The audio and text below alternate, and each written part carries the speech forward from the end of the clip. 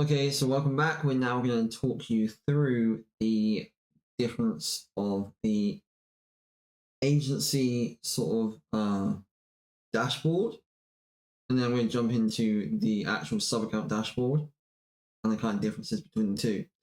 So at your agency dashboard, that is similar to like the agency in GHL, where you can view all of your clients and you can kind of mess around with all the little things. So first off, you will see here, you will see all of your active accounts, So if you have people in GHL but you have not yet clicked that button that you made, there will not be an account here. You're going to have the rebilling revenue. So if you choose to rebill your clients, you'll see that there. And then the cost, the usage cost. Now, the usage cost is mainly going to come from, well, you using your own AI assistants for your marketing. So if you're running, and you probably are going to be running your AI assistants to, for example, call or take calls or answer queries, that's going to be bidding your minutes.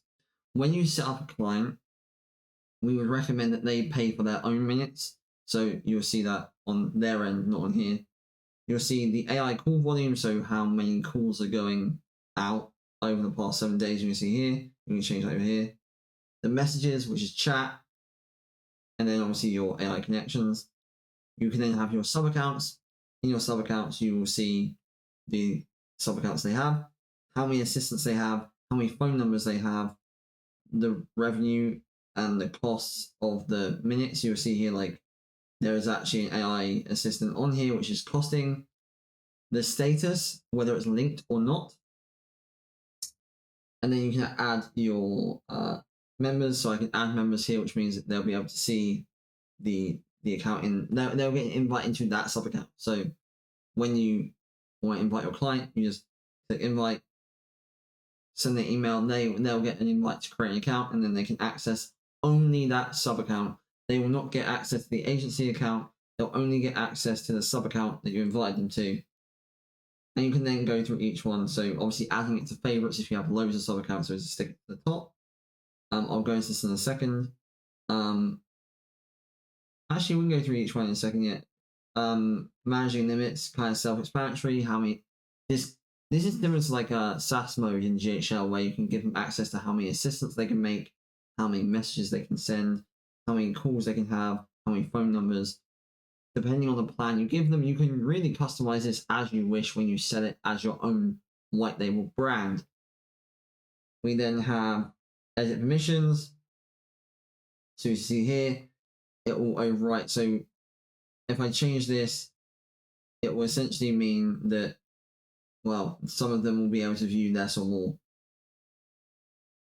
Manage access, again, so when you have access, you can remove members or add, remove members. Connect to GHL if it's not working. Like, all this is pretty self-explanatory. We'll open the account in a second. We then have branding. And this is the really quick fun bit. Obviously, this is a white label software, so the special thing here is you can sell this as your own, or like a high ticket setup fee and then a recurring revenue. So here you'll change the name. You'll go in here and you'll change the logo, as you can see. And then you just, if I change this to like red, for example, or orange. Sorry, I need to update the branding. This is going to be a very ugly color. You'll then see it turn to green.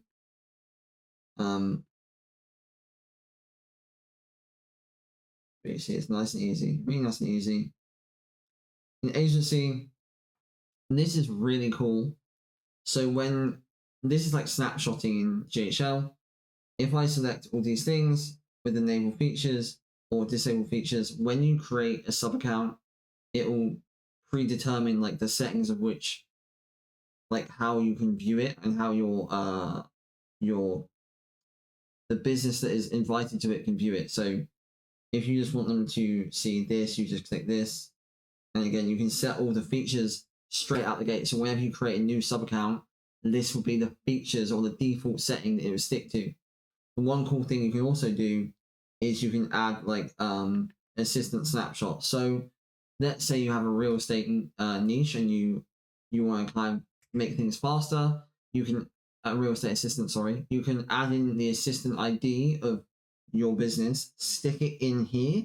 So when you sign up a new real estate client, you'll have an assistant that can just be ready made and ready to work on straight away. A perfect example of this is that when you join our platform, you actually get access to some ready-made assistants to play around with, to kind of see how we prompt them, how we build them, and how you can then install them straight into another business, but just by changing a few details.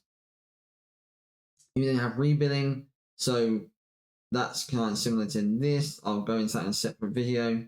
You have your integrations, which we walk through, and then you have your settings. So your profile name, your number, your workspace. You can add this all in here. Your policies, your members, and your billing. All the stuff like any other platform. And what I'll do is I'll create another video for you for the sub account view as well.